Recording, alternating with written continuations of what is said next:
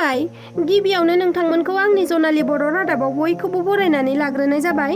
दिनै 2023 मायथाइनि 8 डिसेम्बर नोंथांमोननि थाखाय आं फुंबिलिनि गोदान खौरां लानानै फैबावलायबाय।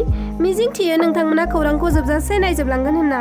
सासे आइजो अफिसारा सेक्सुएल हेरेसमेन्ट खालामजानाय जाथाया सोराङाव फैदों। तामुलपुर एडिसिआइ जिल्लानि इन्डास्ट्रिनि एसआइ दुर्गा किनकार पाट्टाचारिया मुंनि नलबारिनि सासे सेनियर अफिसारा एडिसिआइ तामुलपुर स्टाफनि एक्सटेनसन अफिसार बर' आइजोखौ सेक्सुएल हेरेसमेन्ट खालामदों। आइजोआ फोरमायथिनाय बायदिब्ला डिआइसिसि मसलपुराव आइजोआ रिपर्टिं खालामनांगौ जायोमोन। बिनिखायनो मैया बिथांजोआ गावनि रिलिजिं अर्डार लानो थाखाय मसलपुरसिम थांदोंमोन। बेयावनो अफिसावनो स्टाफनि अफिसारफोरा पार्टी जालायनायखौसो आइजोआ नुहैदोंमोन। जेब्ला आइजोआ अफिससिम 3:30 समाव सौहैदोंमोन, बेनि उनाव बेलासिनि 4 समाव पार्टीयाव जौ लोंना ओंखाम जाखांना आइजोखौ मेन्स टयलेट थामहिनबा हौवाफोरनि लेट्रिनखै लिंलांदोंमोन दुथां एसआइ अफिसारा। बिनि उनाव आइजोनि प्राइभेट पार्टफोराव आखाइ होदोंमोन आरो खावलायफोराव किस खालामदोंमोन होननानै आइजोआ फोरमायथिदों। लोगोआव आइजोनि हौवाबो थांफादोंमोन, नाथाय हौवाया बेबादि जाथाय खालामनायखौ उनावसो मिथिदोंमोन। अफिसनि जेनेरेल मेनेजारनो एक्सन लानो थाखाय आइजोआ फोरमायदोंमोनब्लाबो एसआइआ रिटायार जाखासिगोन होनना जेबो एक्सन लायाखैमोन। बेनि थाखायनो आइजो अफिसारा एसआइ दुर्गा किनकार पाट्टाचारियानि हेंथायै गोख्रों एक्सन लानो थाखाय थानायाव एफआइआर होनाय जाबाय होनना मिथिना मोन्दों।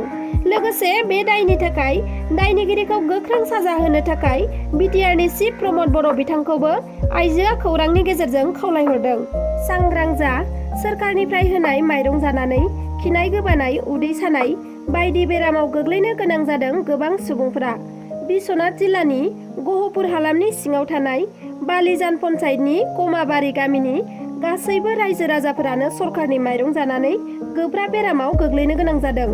फोरमायथिनाय बायदिब्ला सरखारनि माइरं जानायनि उनावनो उदै सानाय, खिनाय, थै खिनाय आरो गोबानाय बायदि बेरामाव गोग्लैनो गोनां जादों।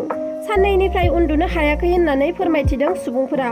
जेब्लानिफ्राय सरखारनिफ्राय फैनाय माइरंखौ जादों अब्लानिफ्रायनो उन्दै गिदिर आइजोफोर बैसो जानाय गासैबो बेरामाव गोग्लैनो गोनां जादों होननानै फोरमायथिदों आरो डक्टरनिसिम थांलाय फैलाय जानो गोनां जादों होननानैबो बुंथिबावदों।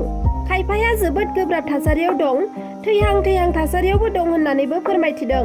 बिजेपि सरकारा माइरं होनायाव बेले बेजे खालामनायनिबो अजद होदों रायजो राजाफ्रा। माइरंखौ दैयाव सोमोब्लाबो मुरि बायदि गोजावनानै थायो आरो जायोब्लाबो प्लास्टिक बायदि हजम जाया होननानै फोरमायथिदों।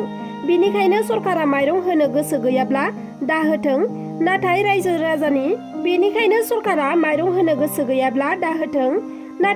राजानि देहा आरो जिउजों दागेलेथों होननानै खुद्रिदों भुगिनांनाय रायजो राजाफ्रा। क'क्राझाराव पुलिसनि आखायाव डकाति सिखावनि इनकाउन्टार।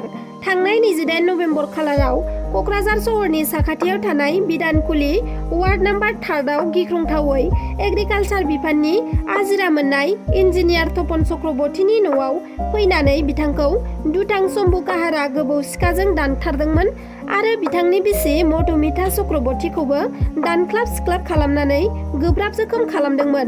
मानसि दानथारग्रा दायनिगिरिखौ 2-3 उनावनो पुलिसा सोनाब बंगनिफ्राय एरेस्ट खालामदोंमोन। एरेस्ट खालामजानाय दायनिगिरिया फिन आरोबाव पुलिसनि आखाइनिफ्राय खारखुमानो नाजादोंमोन।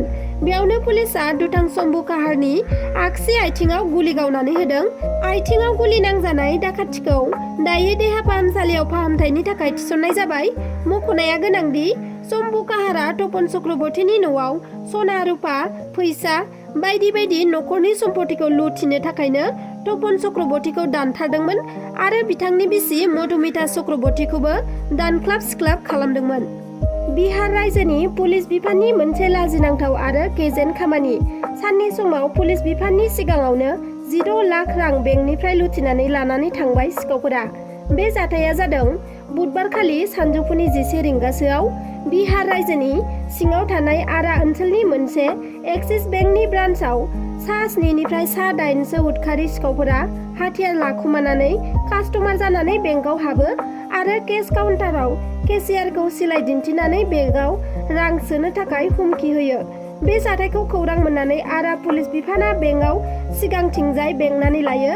नाथाय सिखावफोरा पुलिसनि मोखाङावनो हाद्रि सारफबनानै बेंकनि उनफारसे थानाय दरजाजों ओंखारनानै खारखुमा लांनो हायो।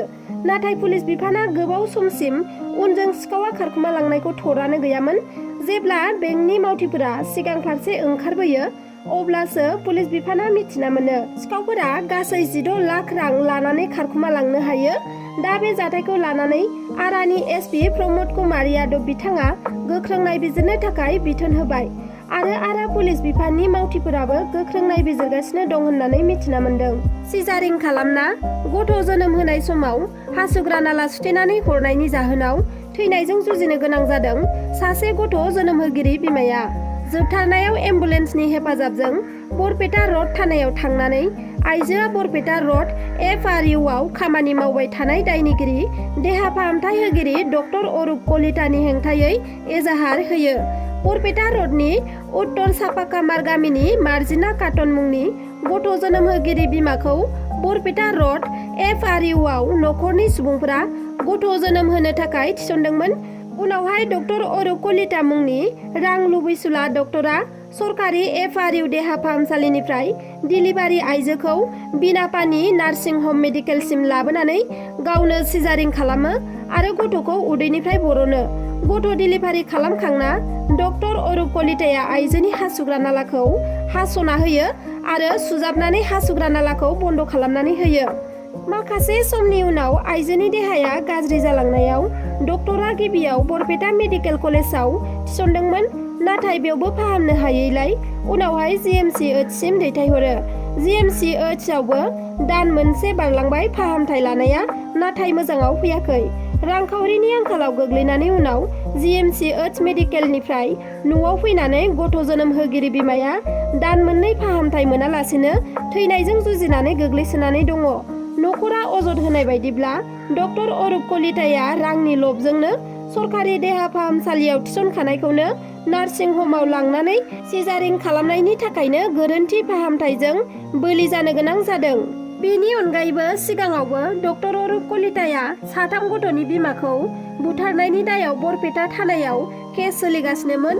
मख'नो गोनांदि मार्जिना काटननि हासुग्रा नालाखौ मोजां खालामनो थाखाय मोननैयै सार्जारिनि गोनांथि जादोंमोनब्लाबो नाथाय रांनि आंखालाव सार्जारि खालामनो हायाखै नखरा। दा न'आवनो दुखु खस्थ'नि गेजेरजों गोग्लैसोनानै दं। दायनिगिरि डक्टरनि सायाव सावस्रि बिफाना मा राहा लायो बेखौ मिथिनाय जाथ'वाखै। गोबां सुबुंफोरानो गाज्रि आखुथायजों गथ' जोनोम होयो आरो जेराव मेराव हाग्रा बंग्रा गारना दोनखुमा लाङो। थिग बेबादिनो जोनोम जागोदान गथ' गोरलैनि गोथै सह' बोखांनो हादों।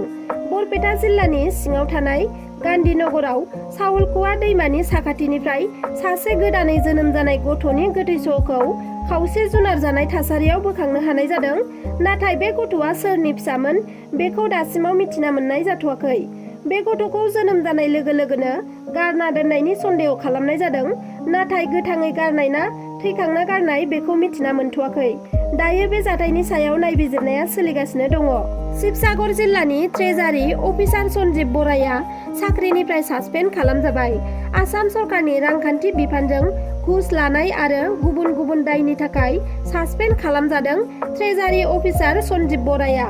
सन्जीब बरानि हेंथायै माखासे सुबुंनिफ्राय घुस लानानै बिल पास खालामनायनि गोख्रों अजद सिखांदों। बे अजदआ सिखांनायनि उनावनो शिबसागर जिल्ला बेंगिरिया नायबिजिरनायनि उनाव सन्जीब बराखौ साख्रिनिफ्राय सासपेन्ड खालामदों। मख'नो गोनांदि साननैसो सिगां जौ फेनानै मावख'आव खामानि मावबाय थानाय समावनो शिबसागर जिल्ला बेंगिरिया सन्जीब बराखौ हमदोंमोन। पेन्सनार आरो सरकारि बिथांखिनि मुलाम्फागिरि बायदिनि बिल पास खालामनायनि मुङाव रां दाबिनाय, सम बायदियै मावख'आव नुजाथियै, खामानिनि समावबो जौ फेनाय बायदि बायदि दायनि थाखाय ट्रेजारि अफिसार सन्जीब बराखौ साख्रिनिफ्राय सासपेन्ड खालामनाय जादों। रिपर्ट बायदिब्ला सासपेन्डेड सन्जीब बराया शिबसागर जिल्ला परिषदनि चिफ एकाउन्टेन्स अफिसार महरैबो बिबान रुजुननानै दङमोन। दिनैनि खौराङा बेखिनियानोमोन। नोंथांमोना जुदि आंनि खौरांखौ नायनानै मोजां मोनदोंब्ला अन्नानै लाइक, शेयार आरो साबस्क्राइब खालामना होगोन होनना मिजिंथिबाय। एसेनोसै, गोजोन्थों।